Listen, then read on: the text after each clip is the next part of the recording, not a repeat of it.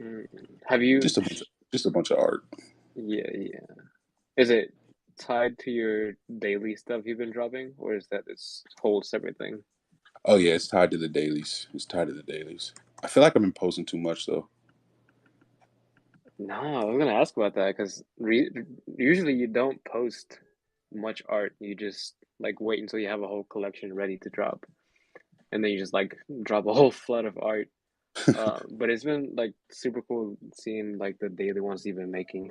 Um, they have their own little like feel to it, um, and they feel like little snippets of like overall pieces.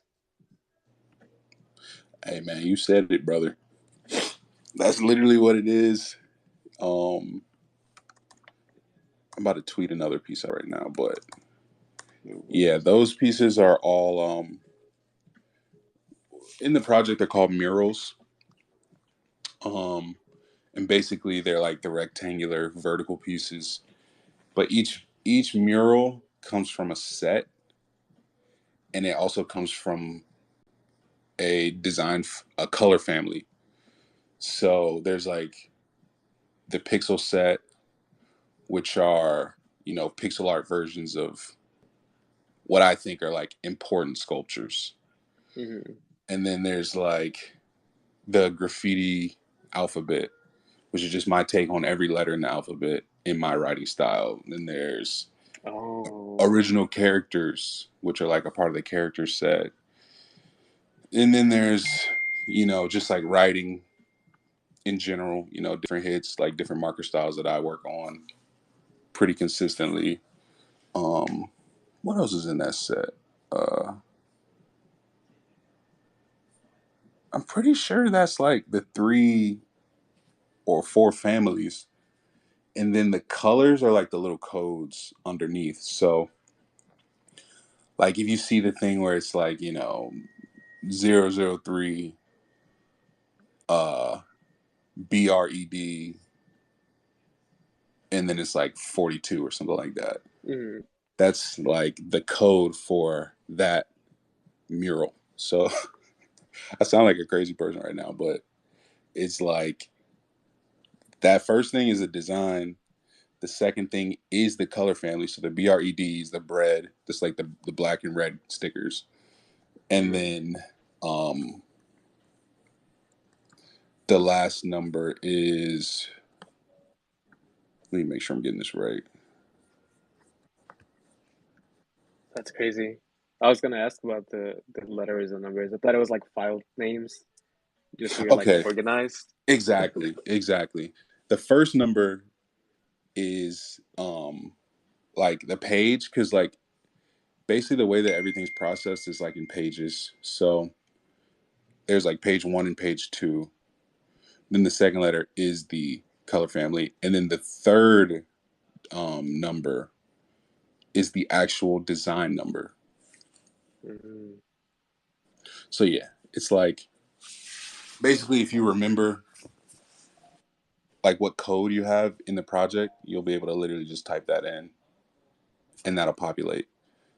So if like you see one of the symbols and you're like, yo, that's like the symbol that I feel like represents me, and like that's the symbol that I want to make all my discs with, you'll be able to like just type that in and see every iteration of it. Oh, that's crazy. Have you ever thought about making like actual physicals of the discs? Yeah, so what I'm gonna do with that is like when the project drops, because I'm trying to do way more physical stuff. Like the digital works are like, just the launching point, but I'm gonna have this thing. It's gonna be called a memory kit or a creator kit, and basically it's gonna be a box. Gonna have a really dope design. Um, but in that kit is gonna be stickers, stencils, Mm, patches, like you know, enamel like a pins, and you'll be able to like just get a gang of things in one box instead of just selling all those things separately. You'll be able to just get a gang of things in one box, but it'll be random. So like you know, one person might get this, another person might get that, and depending on what you own, you know, it might determine what's in your box. Um, but yeah, the creator kit is gonna have everything in it, and then people will just be able to go crazy um, and put it on stuff. And the stencils will be for graffiti, like if they want to spray something or use it for clothing, like a painted like a they want to paint their own one-on-one hoodie or Hmm. something. They'll be able to use that stencil. But yeah, it's gonna be called the creator kit or memory kit. But yeah, it's gonna be really really lit. Yeah, no, that's a crazy concept. Um, cool that you can just like ship out a little, like a care package and let the collectors, do whatever. Exactly. That's sick. That's sick. Yeah, it's gonna be lit. It's gonna be lit. Hmm. Do you have? I wanted to ask you, based on like each collection, what was the favorite one that you did out of both the memories or the runes? Let me pull them up. Um, Because I was I was browsing them all um earlier because I had forgotten like what exactly they look like. mhm. They're all like super distinct. I wanted to ask you about your process and like selecting which like design you're gonna do, like how you come about each design. But it was hard to choose what was like actually my favorite. Terrell has, I think, my favorite memory, the Oreos, the cookies and cream. Yeah, That yeah, that's I think my all-time favorite. And then for the runes, that one was super tough, to be honest. Um, I think the one that Cliff has, the Mech Reaper. Ugh, yeah. Honestly, Cliff might have my favorite, but I need to look. Hold on. Honestly, hmm, my favorite rune probably. I really love the one that Busher has, the Poet Reaper. I just love the shapes. It has really, really good momentum. And it was one of the first ones that I made in that original Runes collection. mm, Also, the one that is like the Reaper holding the world. I really like that one too. But I think the Mech Reaper is probably the coolest in terms of like, yo, I can make that a toy. It's like a character I've never seen before in like mm-hmm. a lot of animes and stuff. Like this concept of like Like a Gundam. well, it's just like a a deity that's infused with like technology. Mm. Um, do you usually bring other people on stage during these or no?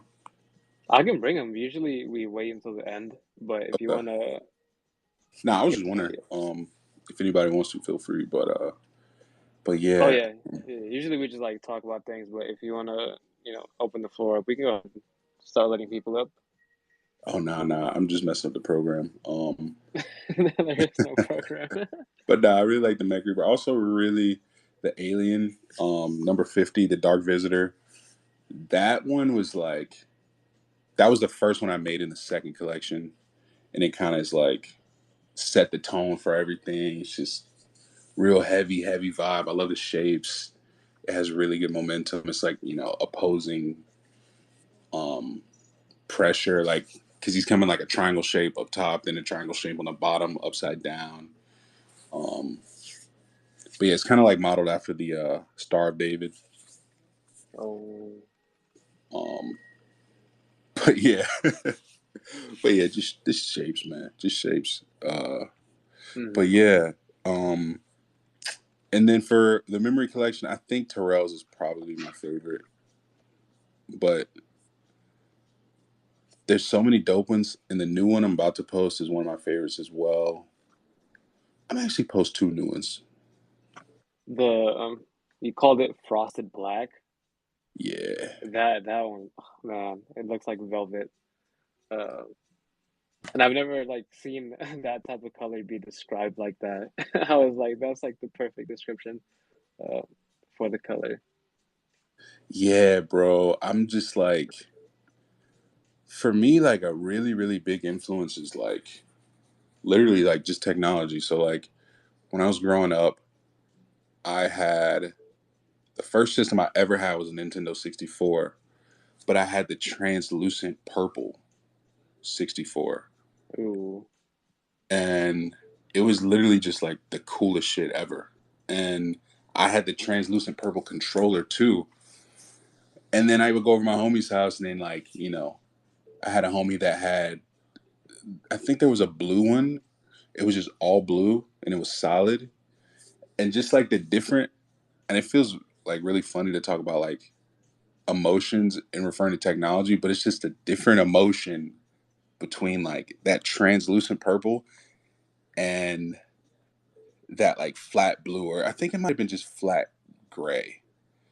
Hmm. And those are kind of like the mechanisms that I try to tap into. So I mean, even with like the Game Boy Advance, I don't know if y'all remember like the frosted translucent Game Boy Advance, but I had like a ice blue Game Boy Advance and it was slightly translucent so you could see what was inside.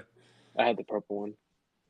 My brother had that one. My brother had the solid purple, and it was just like looking at them both. It's the same thing, but it's just like two different levels of like materiality and what it infers, and like being able to see inside and the inner workings is different than like Hmm. just a really solid purple where you can see the texture. It's like really really stated. So that type of Hmm. stuff is like really interesting to me, and creating that type of stuff, especially when the stuff that I'm making is literally not real. Like it's like really elaborate lie that I can like control, you know, to such like a detailed degree, and I can like infer so many things about something. I can I could make something look heavy where Hmm. you can never like see how much it weighs because like it's not real. You know what I mean? I can make something look light. I can make something look cold or like you know Right. I can make something look old or new, but it's really like none of it is real. Hmm. What's your favorite thing to work with? Because like when I look at your work, there's it's always like strong on everything, like line work, color, texture, design, symmetry, and everything. What's like your favorite element to work with, like focus on? Because I know most of your pieces are like heavily textured, um, Yeah. but your use of color is also like very unique.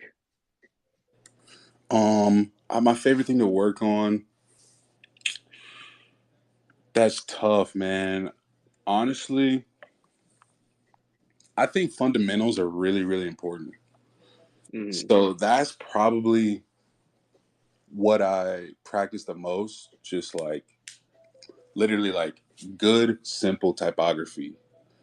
Um, I love writing. I love graffiti. So I'm constantly like filling notebooks, like, and just constantly like trying to refine that sense of like, emotion in lines. And I think one really cool thing is like when you practice graffiti, it helps you draw better. It helps you paint better.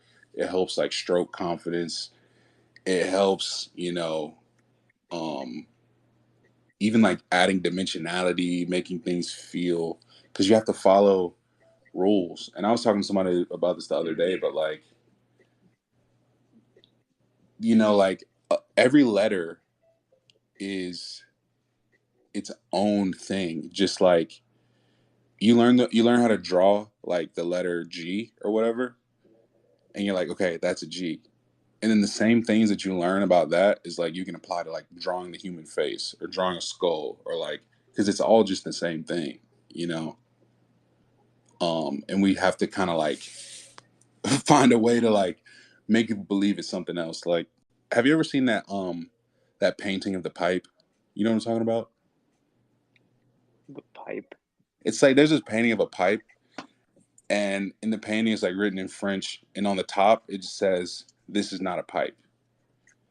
And the Oh, paint, wait. the whole painting is like basically just a joke because it's like, this is not a pipe. It's literally like a piece of paper, Right, right, right. with paint on it. It's not a Mm-hmm. pipe, but it's literally like the symbol of it, and we can understand it just like we can understand the letter A or the letter B or whatever. So I feel like my favorite thing to just practice is like fundamentals. It's like layups. Like I'll just draw like 50 N's or 50 M's, and I could just be mindless about that. And like, Mm-hmm. and a lot of the textural stuff is just like more so just experimentation, like I'm never like setting out to like, well, sometimes I'll be like, yo, I want this to be translucent or transparent or whatever, or I Mm-hmm. want this to have this look. But sometimes I'm just like going in and like just experimenting, messing with stuff, um, and just tweaking until I have like that super, um, I call it the singularity. It's like when it just works and it's just like boom, like, and now you've No, that created it, makes and then I just sense. won't touch it. I Yeah, just yeah, won't yeah, even no, I touch it. get that. I'm trying to reach that singularity. That's cool. That's cool. How has like I know you mentioned technology and like again looking at your runes, you have a lot of like devices and machines um in your work. Um how has technology had an impact on the way you approach like design um and your art? Um, I mean, it's so important, and I kind of grew up. I was born in 1993, so it's like I got to experience like the turning of the page Mm-hmm. to where I have memories of like using a house phone. I have memories of looking at a phone book. Mm-hmm. like Shout I, out phone books. like I remember like my mom, having a phone in her car, like in the armrest, like, you know what I'm saying? Like, and then I saw like social media take over, phones become crazier and crazier. Like I had that Nokia, um, the N whatever. What was that phone called? I can't remember, but like the Nokia. Like it was funny because like on that I literally had, because you could change the case, and I had a transparent case on my Nokia. You could like see the Mm-hmm. lights on the inside and all that shit. It was super cool. But That's like I remember when like iPhones took over, like literally had a Razor, BlackBerry, like Sidekick, like, so all these yeah. things were like so important and so like relevant at the time to me, and I was always just interested in. I didn't know it at the time, but I was always interested in industrial design. But Mm. I never really like functioned well in the classic school system. So I never even thought about like, oh, I should go to school for industrial design. But putting technology in my work is kind of like my way of getting that dream off, um, and being able to represent and like create the things that I would want to make, or take someone else's idea and make the changes that I would want to see. Like it would have been really cool if there actually were frosted transparent floppy disks, but that doesn't exist in the real Mm-hmm. world. Like, you know what I mean? Um, Yeah. so yeah, like uh, it's just like a real thing, and it's also like, they say like artists, we're supposed to we're supposed to create within the context of the world we live in, and a lot of times like we really want to be like the masters. Like we want to paint like Caravaggio, and we want to like uh, do like Roman sculpture and things like that. And those things are all like really amazing disciplines, and we should continue those disciplines. But putting technology in my work is like my way of commenting on the time that I actually live in. Like, Hmm. you know, um, and really trying to like make something that can only be made today because there's only context today which it would make sense under. You know what I mean? Like it would be it would be like, in the Renaissance, like they weren't trying to recreate cave paintings. You know what I mean? Like Yeah, yeah, yeah. they were creating for themselves. And a lot of those paintings too are like commentaries on society at that time. Hmm. Um so yeah, that's just like my way of like putting the context of my reality into my work. Um, and technology is just lit because, I wanted to make music, I wanted to do design, I wanted to edit videos, I wanted to do all those things, but I only needed one computer to do it. Like, Hmm. you know what I mean?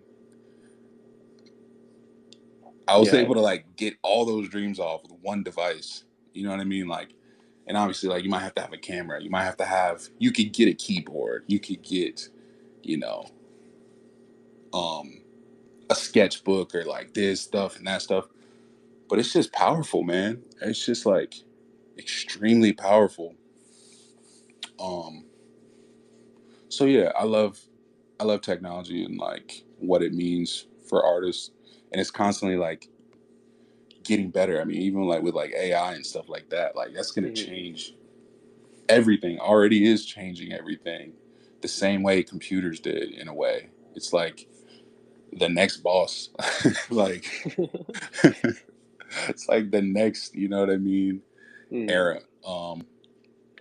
But yeah, I really, really think it's important to like speak in our language. You know what I mean? Make things that can only be made today. Hmm. And it's cool to explore things, do whatever you want, like learn, like, you know, doing studies and stuff like that. But I think for me and like what I want to do, like I really want to speak to today and like what's going on. So that is why I use a lot of tech stuff in my work because that's what's going on. You know what I mean? And that's like my life, like what I live. Yeah, yeah, yeah. Um, do you feel like this applies to the way you approach music? Because you did mention music, and I know you've, um, well, I think you're, hold on, let me double check. Yeah, like in the job description of your Twitter profile, it says musical artist. And I just thought that was interesting because I think what people know you for is like your visuals.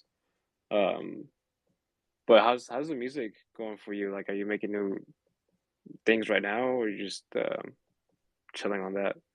Oh nah, I make music all the time. Um, I try not to confuse people.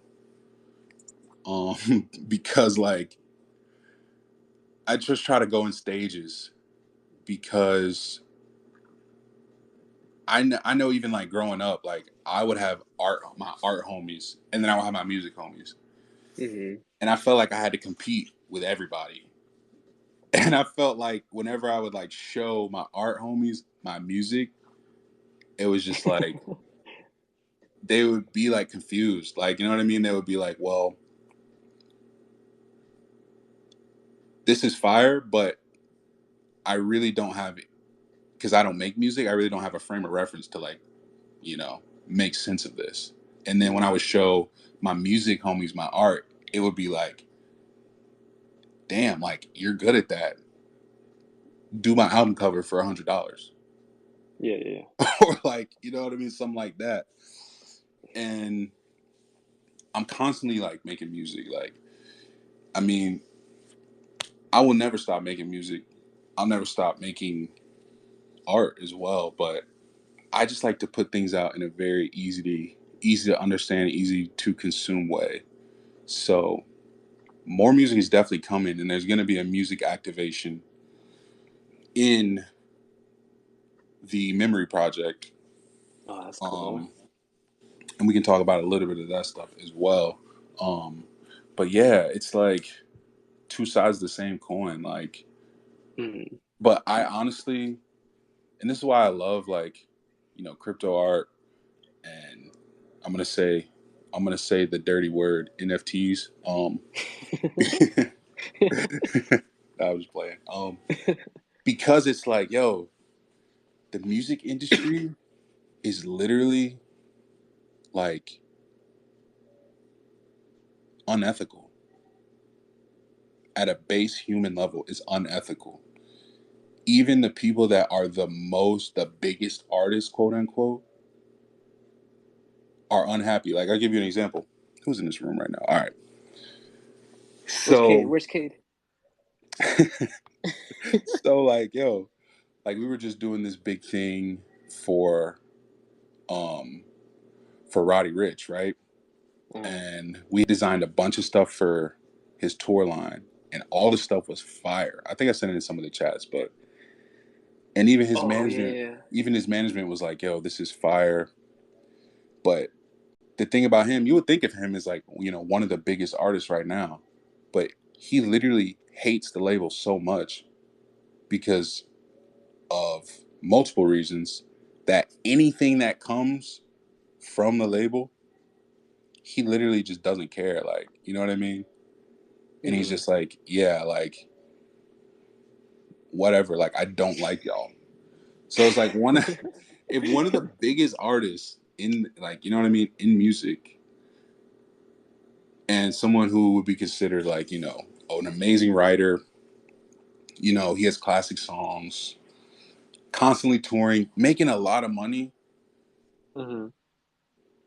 like, is so unhappy with the way he's being treated.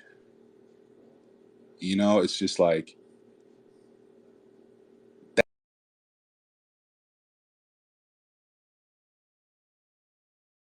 that says something about the industry.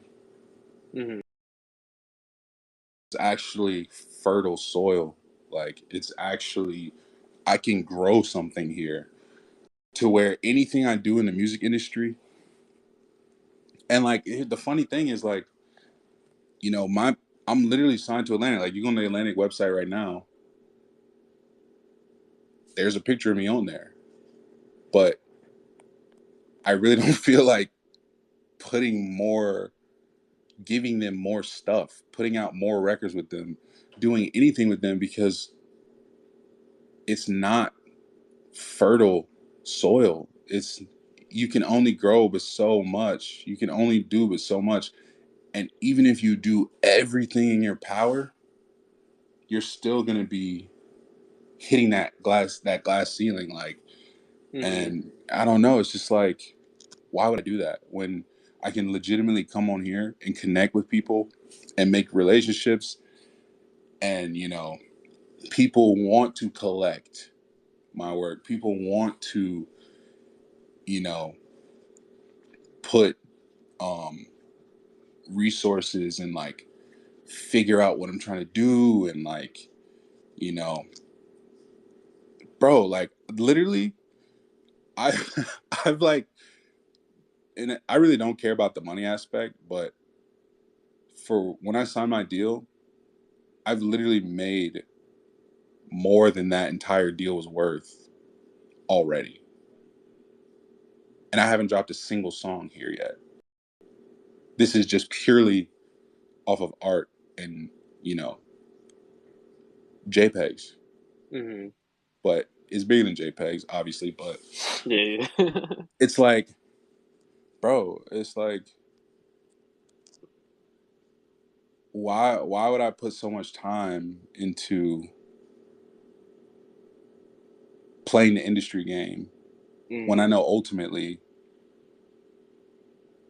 even if I get a song that gets, 2 billion streams, right? Like, don't it's take that not money. it, it's not in the long run. It's not going to work out for me. So it's like I just rather like build here, meet people Hmm. here. Like I've met cool ass people here. Like you know what I mean. Like really really dope artists. And I feel like we put our heads together. We come up with amazing ideas. And I feel like I'm talking like way too crazy right now. But No, um, you good. You good. the music industry, man, is just literally they prey on people like they prey.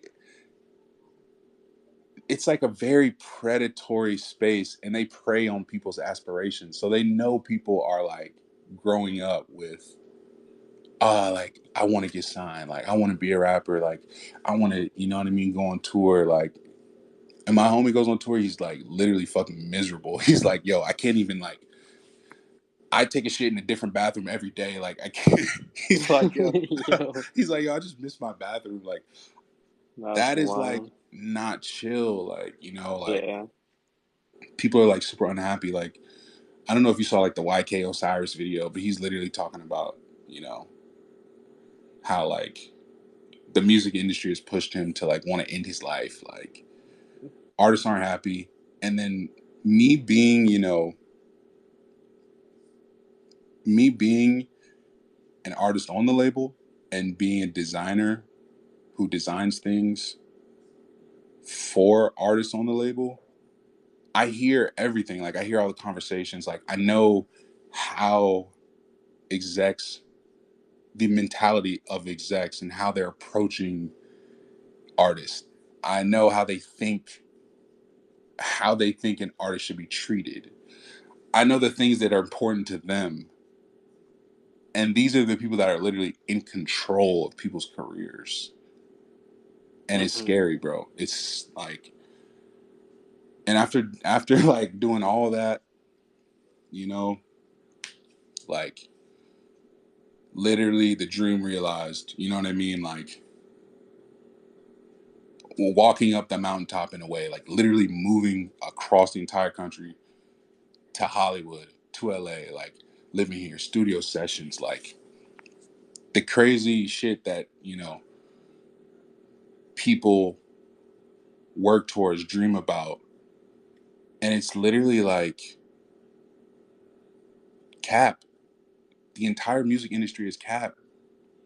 There's good people in it, but a corrupt system will always corrupt a good person. That's It's so literally true. like this is my last part to this tangent, but it's literally like when an artist gets really hot, what's the first thing they do? They offer them an imprint. You know, it's like an artist gets really hot, they're like, yo, you should do your own label. And then they get Hmm. that artist to sign all their homies like to their label, which is really owned by the main label. Hmm. And it's literally like an MLM. It's literally like, yeah, bring us more slaves. Like, you know what I mean? It's so predatory and it's just Hmm. unethical. And like all the all the rest of the music stuff I'm gonna do, like I'm gonna do it on my own platform. I'm gonna do it here. I'm gonna do it in a way that makes sense for me. I'm the anti clout chaser. I'm like, that shit is just corny to me. It's just, That's real. you know what I mean? And like, and this is not someone who's like failed, quote unquote. Like everything I set out to do, I did it. And it's literally like, you know, going to the mountaintop and it's just a Wendy's up there. Hmm. It's like nothing up there, bro. But weird people who think they're literally the main character in the movie and they're supposed to be serving artists. They're supposed to be servants of a vision. And the only people they're serving is themselves. Hmm. So that's all I'm gonna say. I feel like I had to No, get that that's off. real. They have to get, But yeah, yeah. music's coming. Music's coming. Yeah, I was gonna get into that. I had like a couple questions about music, but before I forgot, I was gonna ask you, if you had the chance to redesign a company logo, which one would you set out to do? Hmm. Okay. Like a branding with Honest. like this is like Roz written all over it, regardless, if it's like Apple, whatever. Not like you can redesign it to whatever you want it to be. If I could redesign, probably super rare.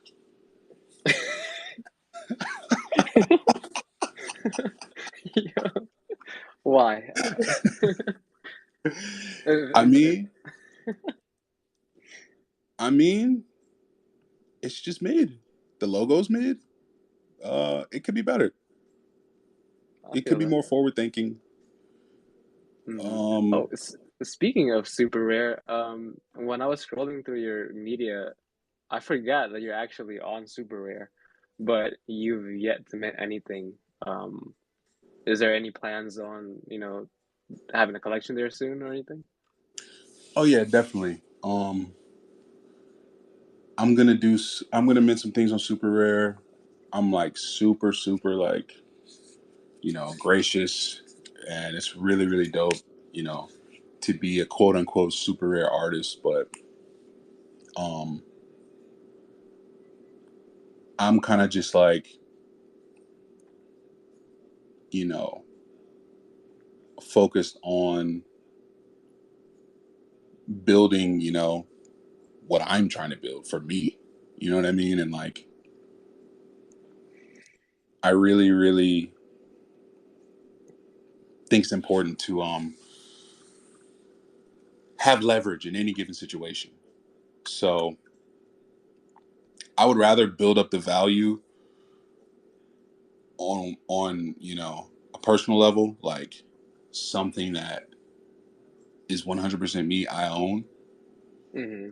and then plug that in to whatever makes sense. And it makes sense for me to mint on super rare. Um, Hmm. it wasn't something that like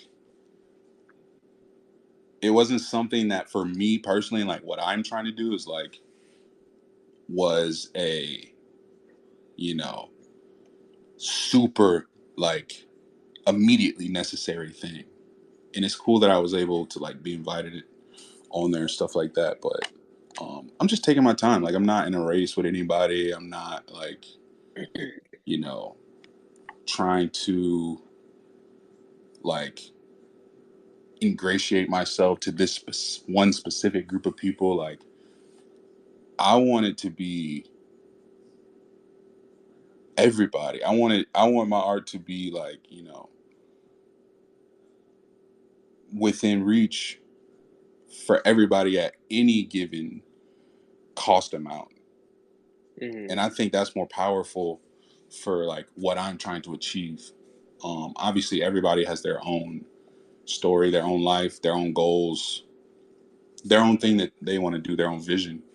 um but but yeah, for me it was just kind of like i um I think it's dope.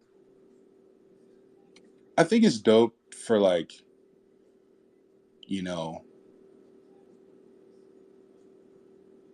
5 or 10 people to each spend a shitload of money on one thing. But I feel like for what I'm trying to accomplish, it gives me more power and momentum for 1 million people to have access to one thing at a lower price Hmm. point. Yeah, Does I that like make that sense? concept myself. Yeah, I feel that. I feel that. So yeah, I'm thinking like I'm gonna spin the block on super rare for sure though. Because originally I was gonna do Chaka Cat on super rare, but then I was just like, yo, why am I why am I in a rush? Like Right. I know what I'm doing. Like, and the only reason why at the time I felt like I needed to mint is because everybody else was, and it's like this Hmm. coveted thing, and it's like a stamp to a lot of people and to myself like a long time. I was like, yo, it means something, and I do think it means something. Um, For but I sure. think it means more for us to kind of like build out our own platforms when we can, because I know it's not easy, and I know it's not cheap, and it's like one of the hardest things I've ever done in this process of like, you know, working out the memory project. But Mm. I don't know. I'm like, yo, I want to do like, I want to try to attempt the hardest thing. You know what I mean? Like, and see what I learn in the process. But I have a series called uh, Rituals that I'm going to do in Super Rare. Ooh, that sounds interesting.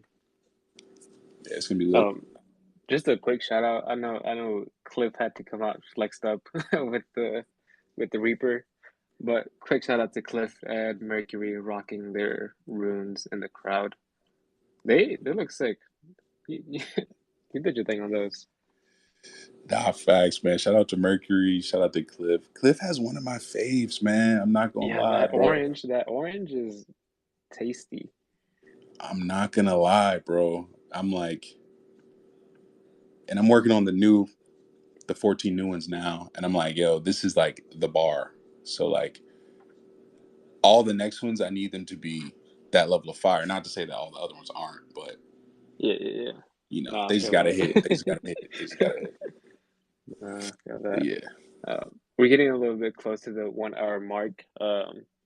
Earth is on stage. I don't know if you wanted to speak anything about to Raw's Earth, but you're more than welcome to. And if anybody else in the crowd wants to come on up and ask Ross anything, or just chill with us, hang out, just go ahead and request, and then we'll go ahead and bring you right up.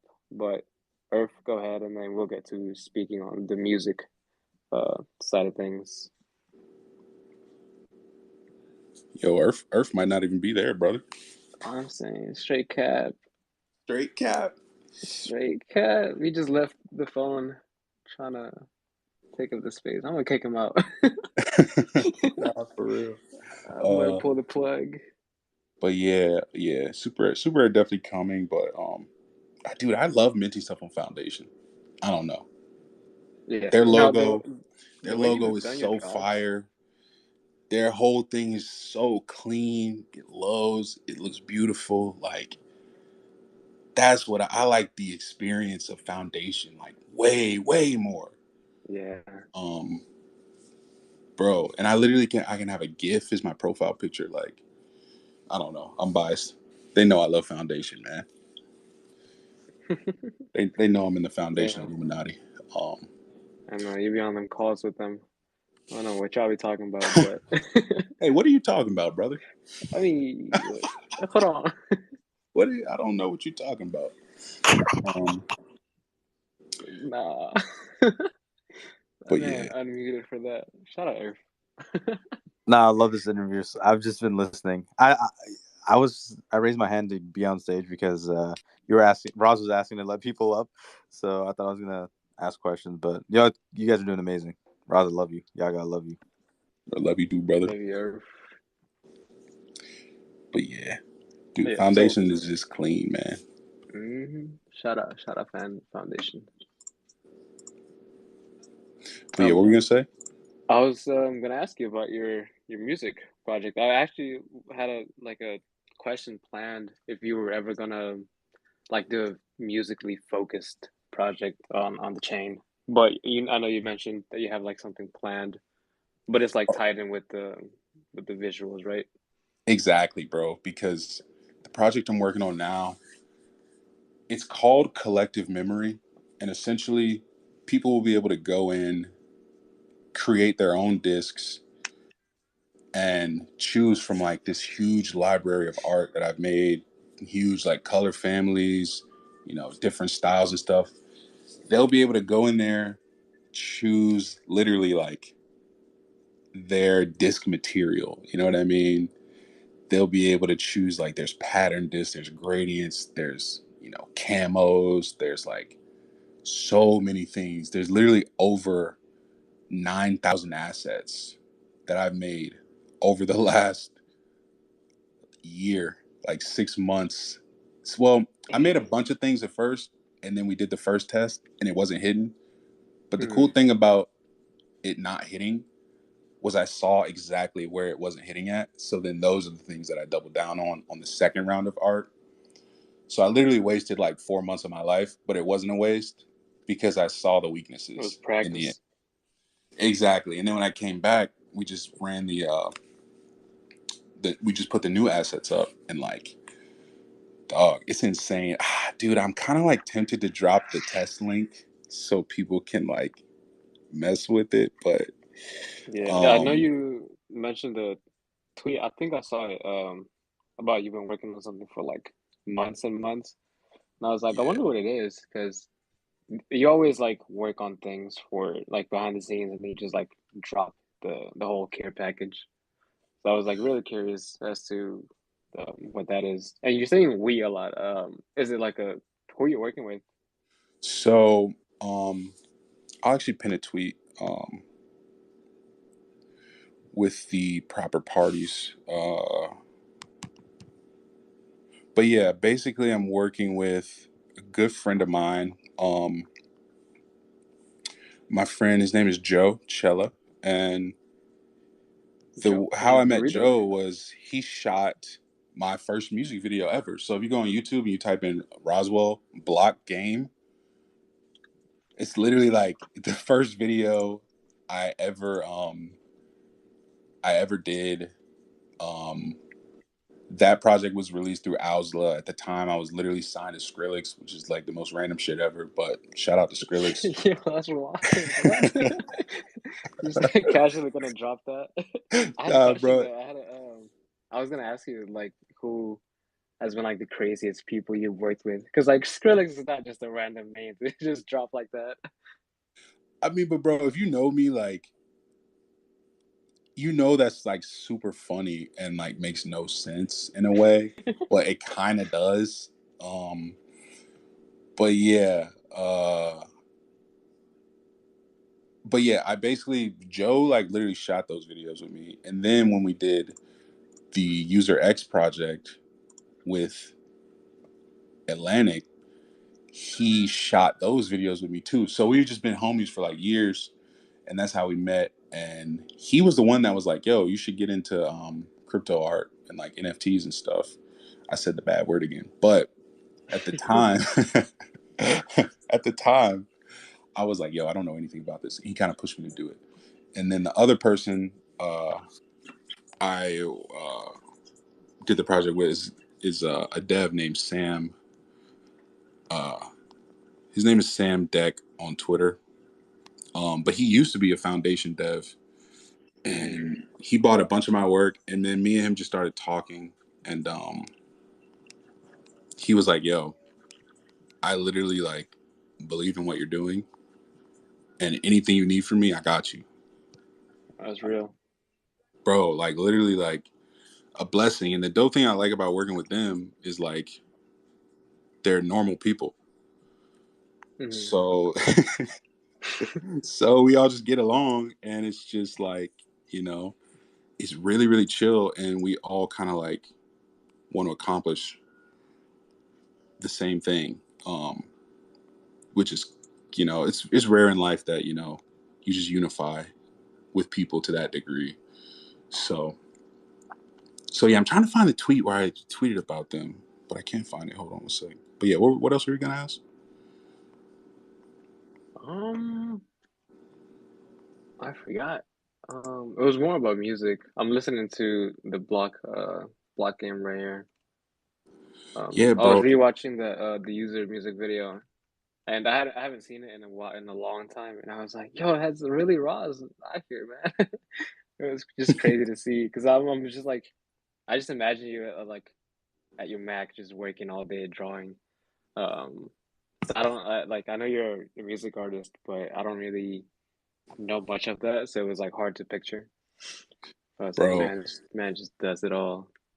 it's funny, man. Like I really, I'm trying not to like confuse people, man, because like, dude, there was a time where my bio had, I was like, yo, designer, or now the first thing was like musician, producer, uh, artist, illustrator, graphic designer. Like, and I had so much shit in my bio, and I was just like, yo, if you went to a restaurant and they were like, yeah, we serve sushi, Italian food, um, Indian food, like we serve everything, you would be like, nah, you can't trust this.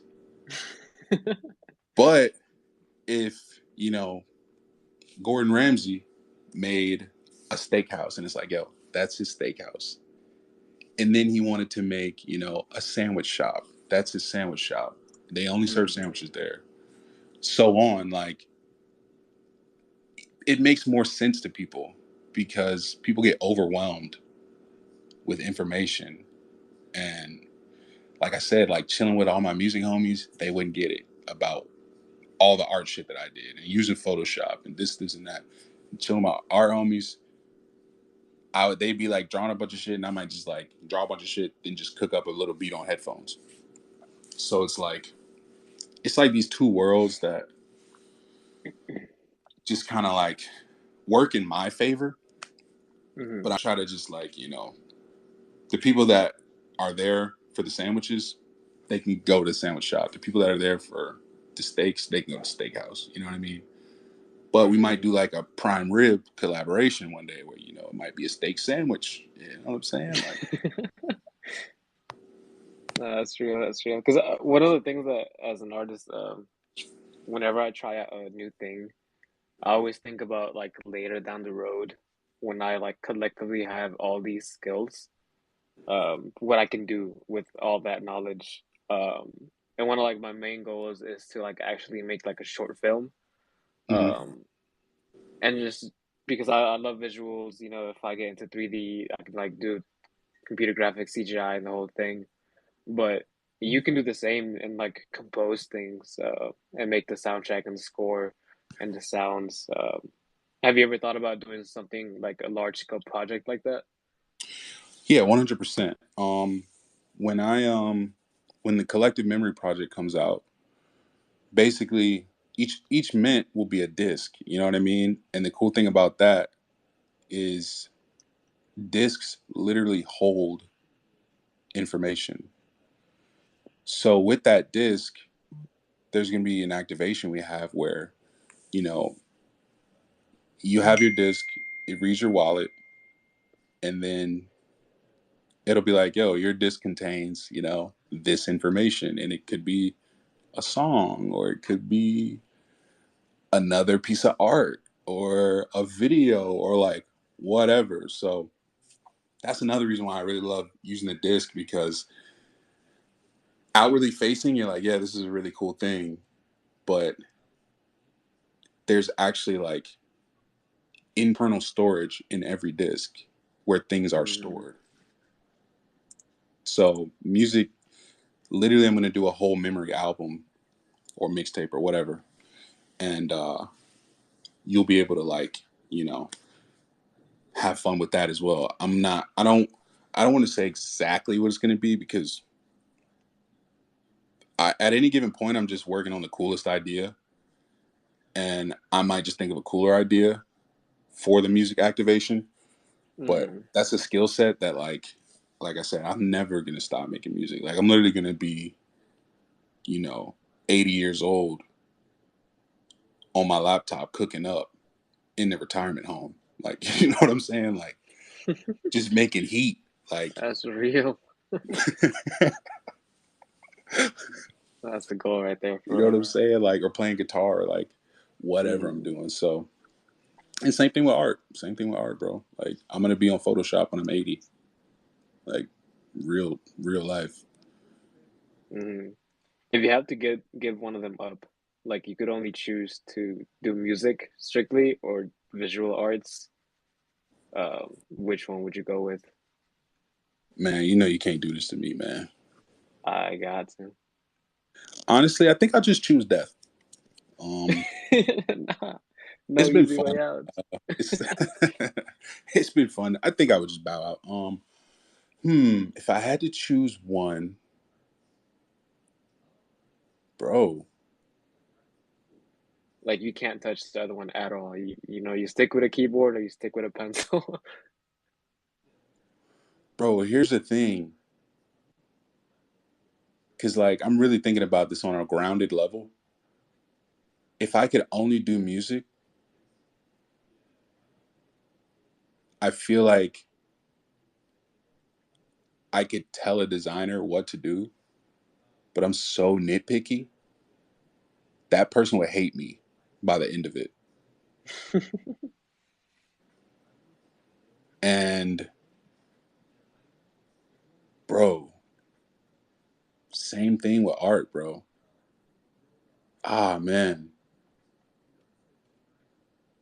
Mm, Dude, I don't know, man. I literally like it's rough. That's a rough question. Like I'm just I'm 10 toes at this point. It's just mm. I can't even choose. What came first? Were you like more into music first and then went into art, or like art into music transition? Bro, this has been a lifelong thing on both sides because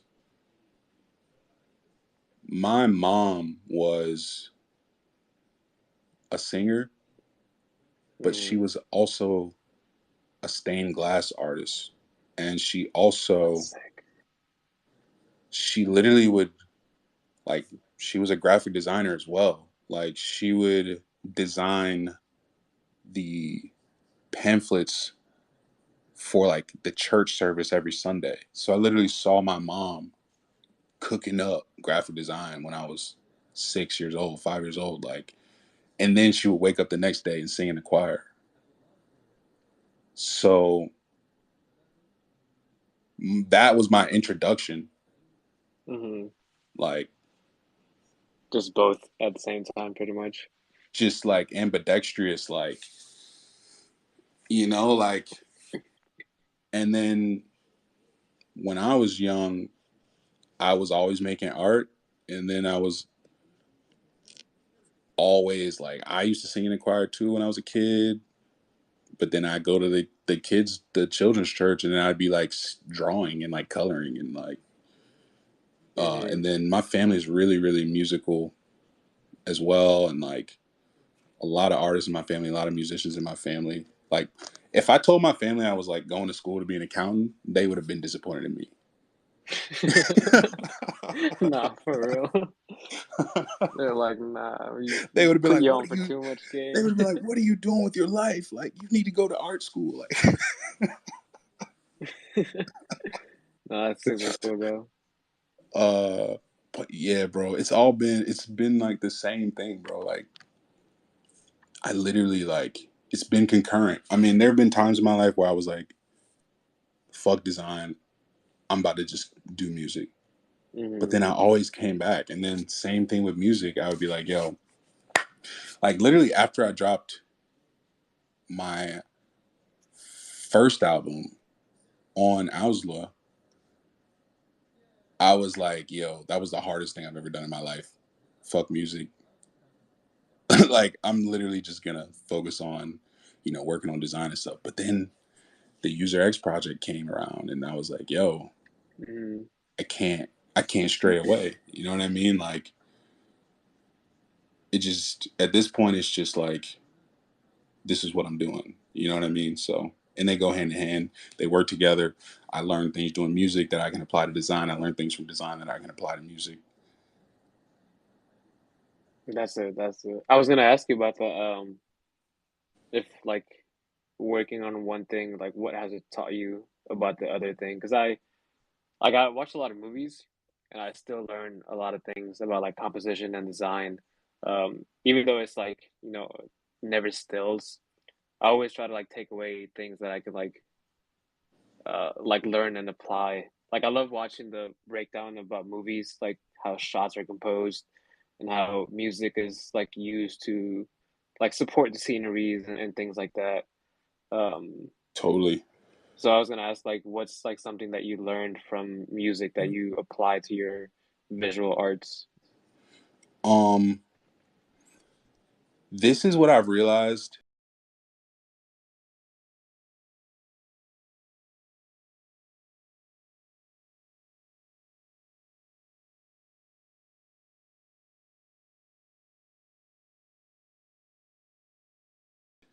is the most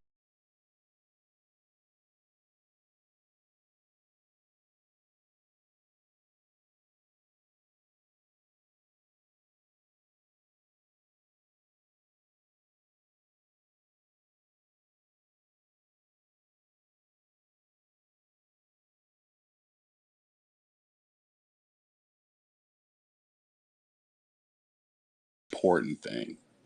And this is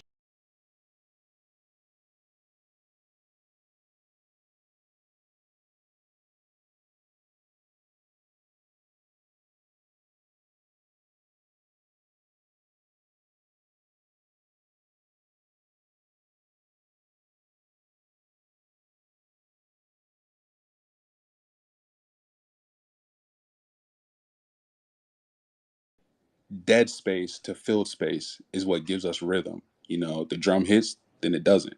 Then another drum hits, then it doesn't. Oh. But the way that you space those things out creates the rhythm and creates that beat that you're like, damn, that shit's hard. And then, like I said, mixing is like about the proportion of frequencies. So, and this is like a super like crazy key to just become better at mixing music overnight. But you literally want to have each of your sounds in a specific frequency range. So, like your hi hats are going to be, you know, in this certain frequency. The kick is going to take up this frequency. And because the proportions are laid out so well, when everything is together, nothing is uh everything basically has its own spot and nothing is competing with another thing. They're just strengthening each other because they're all in their own frequency in their own lane. Mm-hmm. So with art, the same thing applies with values because your values would be like frequencies. Mm-hmm. So light to dark ratio, that's literally like, you know, bass to treble ratio. So if you want to have a piece, and it also is about the message you're trying to convey, but if you want to have a piece that's like darker and heavier, you're going to have a higher proportion of dark values to light values, you know? Mm-hmm. And you just need to find that proportion. And then another another parallel is harmony. So in music, harmony is organized by scales and keys. So if your song is in, you know, the key of C, there are notes in that key and you can harmonize with those notes. And things get like more advanced, like with like gospel and jazz. And the art equivalent is color and hue. So the key of C is like equivalent to like a blue colorway, you know what I mean? And Mm-hmm. then, you know, you have the blue that goes like if you've ever seen the circle of fifths in music theory, it literally looks like a color wheel. And it's so crazy how all this stuff aligns, but like a triad is a term in music theory where the triad is like, you know, this triangle of notes that always are going to sound good together, no matter how you turn the triangle. Same thing is true with art. You know, there's, you know, tricolor color theory, you know what I mean? Mm-hmm. Which is literally going the color wheel and you're like, Or yo, boom, triadic. boom, boom. And then there's other color theories that are like super weird. And that's like the gospel thing, you know what I'm talking about? Where like Oh, that makes you, sense. you'll have like you'll have like your darker tones, but then you'll put like whatever's next to it on the color wheel slightly higher in that darker tone. And it's like, yo, it looks like, you know, oily or like glossy or like Mm-hmm. it just gives it that hit and it's unconventional. That's literally like gospel music theory or jazz music like ideology applied to art. But at a base level, foundational skills, proportion is God in art. And you have to have proper proportions for things to be communicated effectively Mm-hmm. because it's all just effective communication. Yeah, no, I think that's pretty important, I would say. I probably, yeah, I see it. I like how you related the whole like color scheme theory into like beats and rhythm, because that's how I kind of look at it, especially when I'm doing like real colorful work, um, like harmony and how things look next to each other, Yeah. kind of like how sounds behave next to each other to like amplify or lower something. Real cool. I never thought about music in that way, but I guess from your background, I can see it like that. Um, Bro, it was really weird when I started figuring this stuff out too, because you're just like, yo, wait a minute. Like, things just this, start clicking. well, it's like, it's not just about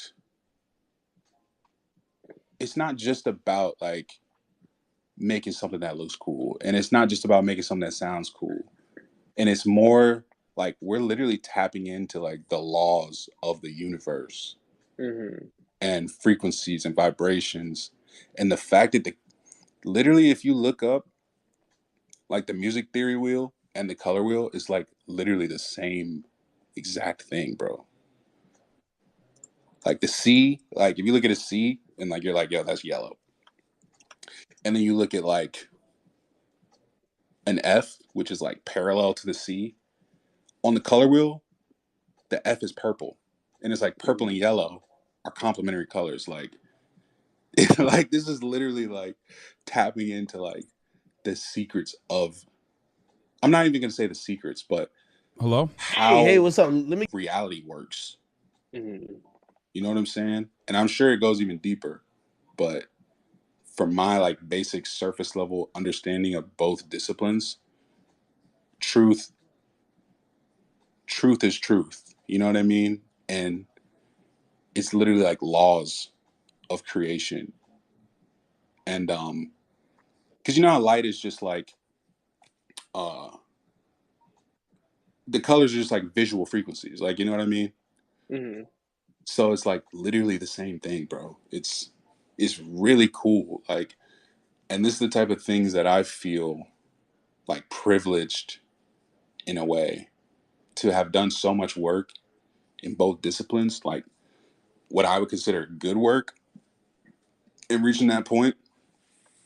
I feel privileged to like, and I'm definitely not the first one to discover this, but most people don't think about that. You know what I mean? And like, Hmm. they don't connect the dots there because there's no way for them to.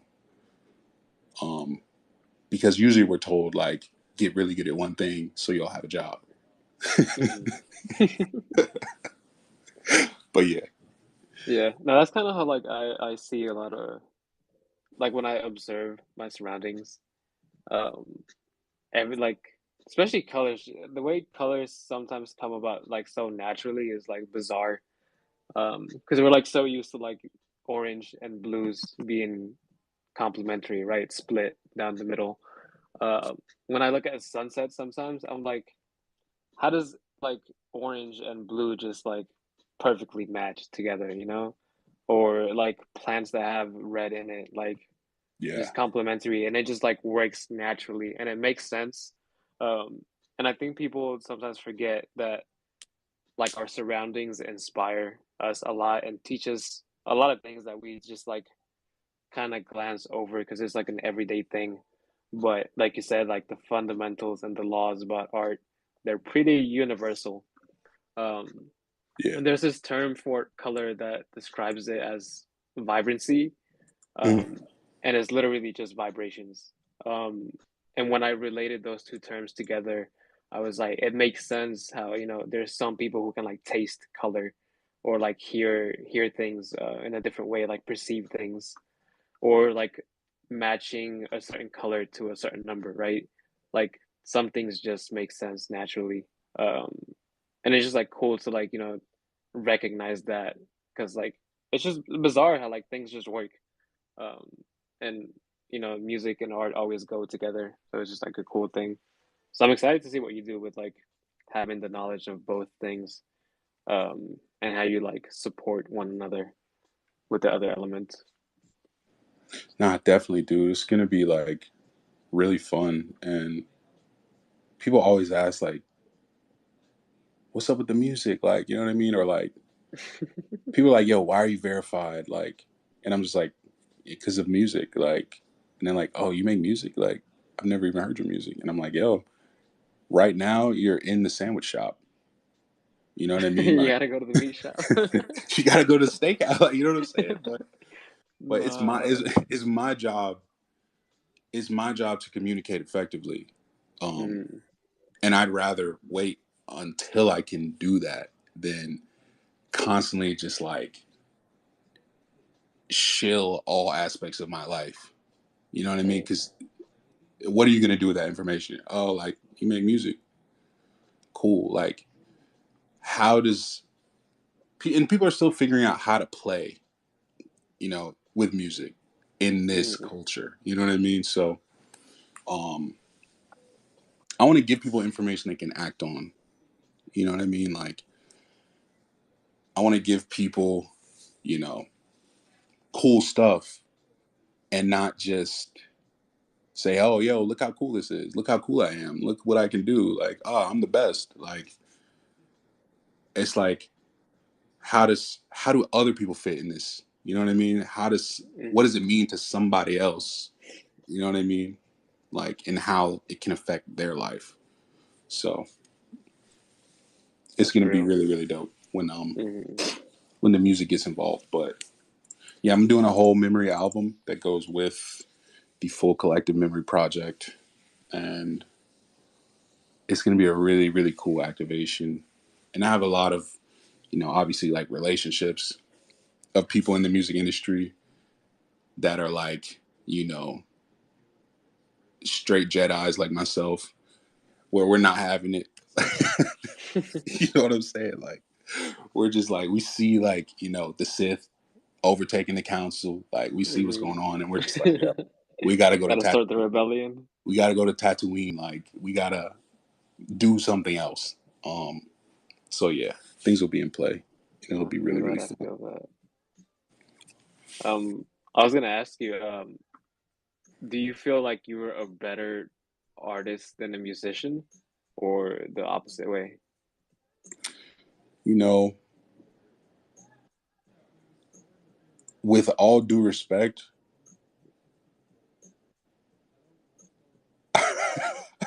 I got to choose my words carefully.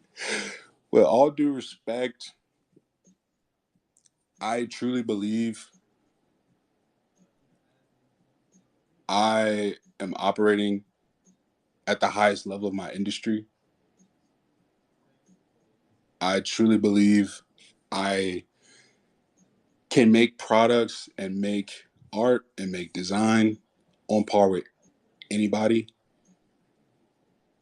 Like when I did my album, I produced the whole album. I had a Grammy Award winning producer who the label wanted to do co-production.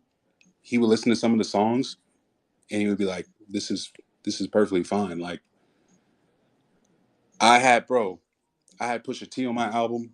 He literally was like, yo, I was asking him, I was like, yo, what do you think about this verse? Should I change this? Because I had a verse that like went right after his. He was like, Hmm. no, the writing's great. Keep it like it is. At this point, you know, I've done the whole 10,000 hours thing like 3 or 4 times. Mm. And I say I really have to choose my words carefully because I know that like people take things in a certain way. And, I would never want somebody to think like, yo, I'm cocky or like I'm like an asshole or like whatever. But, like when it's raining outside, the ground gets wet. Like we can see it, we can feel it. Ooh. It just is what it is at this point. It would be like if I chop down 10,000 trees and someone's like, yo, are you good at chopping down trees? It's like, yes. It's like, yes, bro. Like, I'm Denji. bro, bro, I've like sacrificed so much time, money, going broke, lost friends. I've had homies that died that were, you know, trying to chase this dream with me, getting people have gotten lost in the sauce. You know what I mean? Like I've been Mm-hmm. through, and I've said this before, like I've been through every emotion when it comes to this art thing, music thing. And now I'm just at the point where like I know what I'm capable of and it's just time for me to make what I want to make. And I'm really good at art. I'm really good at music. And it's only because I've been doing it my whole life. Mm-hmm. And, you know, I would be lying to you. I would be literally a liar if I tried to act like this wasn't the case. But that's why I say, with all due respect, you know, obviously with respect and with love, because I still feel like a servant. Like I still, you know, when I learned how to make, when I learned how to do graphic design, it was in church. And I was like learning it, like, you know, under the thought process of like, I'm literally learning this for God. Like, you know what I'm saying? Like, it was Mm-hmm. that serious to me at that time. But, you know, um, I just feel like a servant. And I feel like now it's time for me to just bring the things that I believe should exist, you know, um, to the world, like in some way, shape, or form. So, and it's fun. Like I'm having fun doing it. Yeah. So I wouldn't say I'm better at art or better at music or one or the other. I just literally can create whatever I want. And that's really like the real uh like key and like the real thing that I've like am proud of. Mm-hmm. I can make whatever I want ultimately. If I want to literally if I want to build a house, I can like design that, Mm-hmm. you know. No, Like I'm that's literally working on true. this concept for a studio, a music studio, because I don't like the way that music studios are set up. And I feel like it's all focused on one point in a room. And this concept is like a music studio in the round. So instead of the laptops and the speakers being up on a wall, it's like they're in the middle of the room. And there's a like a I don't know if you've ever seen like a Lazy Susan, but there's like literally like a round table with the Lazy Susan. You can put keyboards, laptops. Everybody has access to the speaker system, and the walls on the outside are like angled to make the sound still sound good. But I just say all that to say like that's a fully fledged concept that I was able to make in Illustrator, in Photoshop, with renders, with tech sheets and all that stuff. Like, so it just doesn't stop at music or art for me. This is like Mm-hmm. just the discipline of creating. Period. So all that stuff I really want to bring to the forefront. Like, and I'm in it for life, bro. And that's why I say like the whole super Red thing. Like, I wasn't like, oh, I have to jump this, I have to do this, I have to like, because I'm like, bro. Obviously, we don't know. You know, everyone's gonna die one day. We don't know when that is, but I'm like, yo, like, I'm in this for life. So I'm not rushing. Like, if anything, I'm just rushing to like get better so I can, Ooh. do better work. No, that's crazy. I love that last part, just rushing to be better. Because I think that's how I think about it, about my work a lot. I know that I'm always gonna be doing something new and like learning a new skill. So I'm never in a rush to like make art, but I'm always in that like urgency to like grow and try out new things. So I love the way you phrased that. Um, Probably a way better answer than I would have ever thought of. Nah, bro, I really just like I definitely like I don't want people to think I'm like a psychopath or like megalomaniac or like any of that type of shit. Like, but if you like if somebody asks me, I'm not gonna lie. You know what I'm saying? Like I just gotta keep it a bug and like But I'm I having get it. fun. Like I said, it's all fun. It's like super lighthearted and like I'm having fun doing this stuff. Like working on the discs, working on the memory project, making beats. It's like I literally feel like a kid, like just in my room again, cooking up, uploading Um, like taking it straight to SoundCloud, like and just having fun, bro.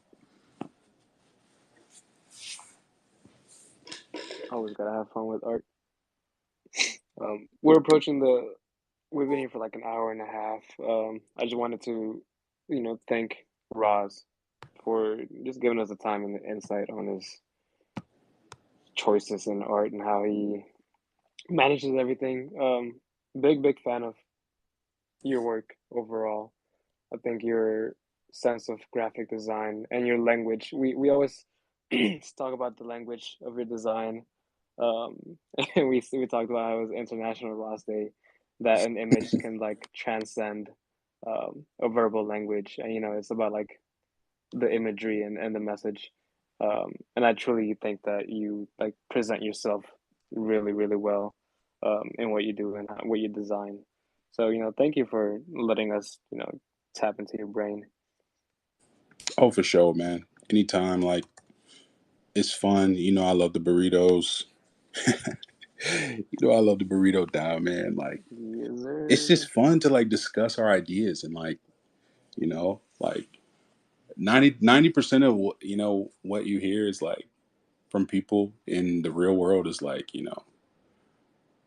this projection of something else or like what they think they should say or like what they what I'm saying. But like Mhm. one thing I like about all the artists community uh here does is like we all just like are very honest and we're just like, yo, this is me, this is what I'm trying to do, and that's it.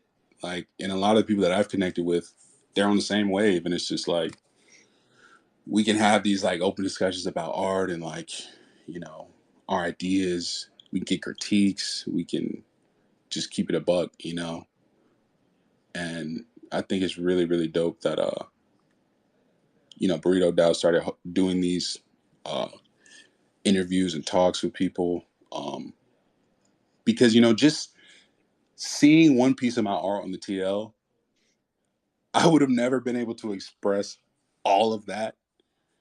Um, but that's why things like this are really fun because, you know, we can dive a little deeper and like get to the core of it. It's all about the fundamentals, full circle. If anybody in the crowd has any like last minute questions, um, go ahead and request. I think we're gonna get ready to close out the space. Um, if not, I do have like a final question. And if you want to share any like upcoming news for your collectors or anybody, like specific project dates, just go ahead and let us know whenever. Oh yeah, for sure. The only thing I really want to say is I'm going to be uh posting like a new announcement trailer for something. That's gonna be for the next drop I'm doing. It's called International Roswell Day, and it's literally just me adding to my existing collections on Foundation. I'm adding 6 pieces to my memory collection, and I'm adding 14 pieces to the runes collection. Um, but another cool thing about that day is that I'm announcing my larger project, which is not a 10K. It's not a 10K, I promise you. It's a new idea. It's a complete. It's a new strat. Um, I could see this becoming the new meta in a lot of ways, um, for NFT projects. And my big thing is like, yo, I want to be the one here that like thinks about people's experience. And the experience of a 10K has not been very fun for a lot of people. And literally, my homie went to this Stanford conference. It's like all these devs, they go to Stanford and they have all these, like, long talks, breakout meetings and stuff. When he came back, he was like, yo, of everything that I heard and saw and experienced, and a lot of these people are in crypto too, they're like, yo, nobody in that space really cares about people and their experience and giving something to the space. Everybody comes here to take and run it up, basically, which is not bad, but because that's how the real world operates as well. Um, but he was just like, yo, you're in a position where you can give something to the space, a new idea, new ways to do things, and create a playground where like people can just have fun. So that's kind of the spirit of my larger project. It's called Collective Memory. Um, and yeah, I'm excited to announce it. Like I said, I'm in this for life. Like, and it's just, a very important brick in the building that I'm trying to build. So yeah, that's all I really got to say about upcoming things. And I'm gonna actually post something here shortly that has the new Oh, the new pieces that I'm gonna mint next week. say less. I'm looking forward to that promo video because the ones that you've done, they're they feel like Apple commercials to me. Just the level of quality is like insane. So I'm just the promo video itself. I'm looking forward to that, but also just to like look at the art. Um, so everybody keep an eye out for that. I know it's gonna go crazy. Um, Drop day is gonna go insane. So big shout out to Ross. Bro, the videos are so fun. Like, bruh, like that's when I really have fun. Like, because it's What do just you like usually use? I can put so much culture in those videos. Would you say? What do I use? Yeah. Oh, well, for the first trailer I ever did, I literally used After Effects. The second trailer, I used Premiere. When we did the Pure Drop, I edited that in Final Cut. And Final Cut, I know people don't like it in the video editing world, but for me, it was like really nice and really smooth. I also just did get a new laptop and it's very fast and it was like the most buttery process ever. So I'm actually hyped to like Yeah. edit more videos and like do more stuff like that because again, it's just fun. Like, and it's like another piece of the brand in a way that's like tells you about it and it can deliver the DNA of your brand outside of a product or a piece of art. And it's like a lot of times those things surrounding what you're trying to do are equally as important as the final whatever the final deliverable is. So like, if you're doing a pop-up and you're selling shirts, like how's the pop-up decorated? What's there? Are there sculptures? Is there cool lighting? Is there music, smoke machines? Like, is there like a car there or something? Like a lot of that stuff you can really have fun and like flesh things out and it's not as like serious as like, you know, putting down a stroke on the piece that you're working on. It's like Hmm. just more vibey.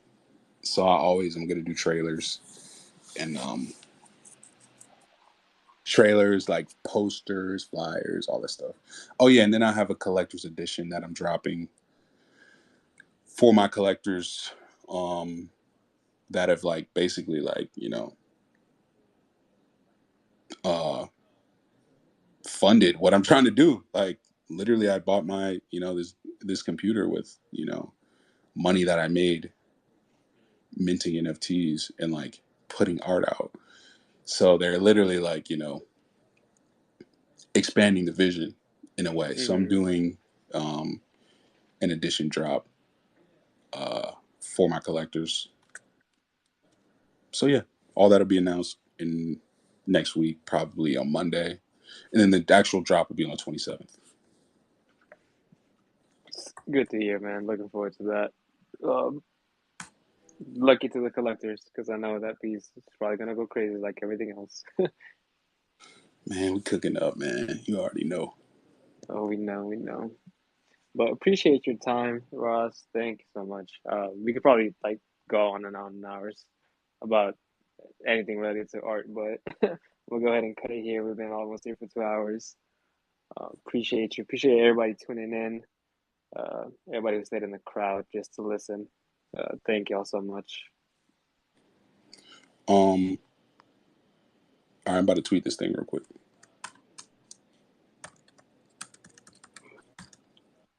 We'll go ahead and pin it up right after you tweet it so everybody else can share it and see what's going on. Big Also, shout out to Roz. I'm establishing like a Roswell Company collection that's literally just made to buy fire art. So that's something else that's like been really important. Literally earlier when I kind of first got involved in the culture here, like I was buying PFPs. I was like, you know, doing dumb shit basically. And Gambling. now I'm like, yo, I'm never doing that again. Unless the art is just so fire, I can't deny it. But yeah, I'm setting up a permanent collection where I'm literally just going to be using that fund to like buy art that I just feel like is super super fire. So a few of the pieces that I already own are going to be in there. Like I got some crazy Terrell pieces that are going to be in that permanent collection. Um, got a lot of dope stuff that's going to be in there. So that's also something that's going to be announced on International Roswell Day. But yeah, that's something else cool. That day's gonna go crazy. Bro, we gonna have fun, man. Yeah, no. I remember when you dropped the runes and you had the big screen going on and all the bids. I felt like I was like trading stock. I was like, oh my God. So that's gonna be a movie. Bro, that was so fun. Like I literally like just took over a conference room at work I know. and I was just like, Man was yo, having a runes TED talk. it's like, yo, this is the war room, bro. Oh yeah, I remember that. The name. That was crazy. Crazy times. All right. I just tweeted. All right. I'm gonna go ahead and pin it.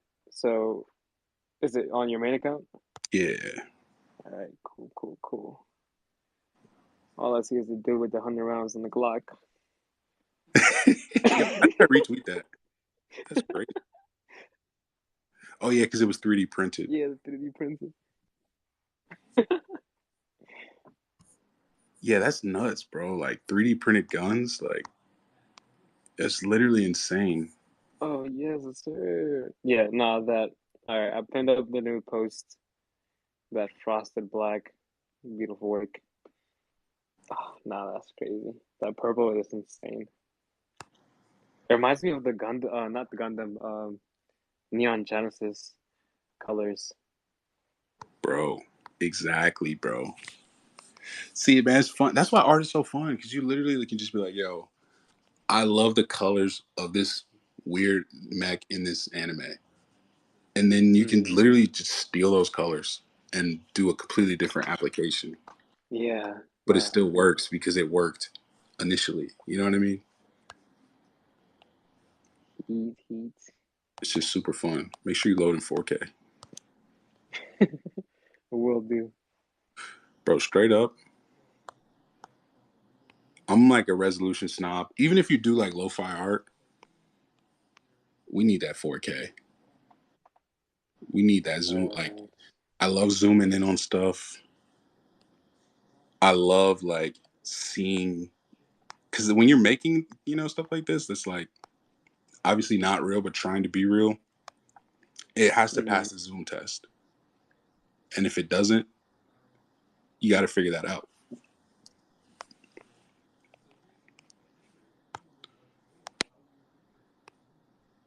Everything Ross makes passes the Zoom test, so you gotta worry about that. Bro, that Zoom test is critical. That Zoom test is critical, bro. I hear the boy Shaws has to be released from the torment of being the host. So we're gonna go ahead and close out the space. Once again, shout out to Ross. Beautiful conversations and topics. And shout out to y'all in the crowd. Appreciate everybody for tuning in. Yeah, just go look at Ross's work. You'll learn a couple things. Man, I'm just a guy with a computer, man. We appreciate the computer guy.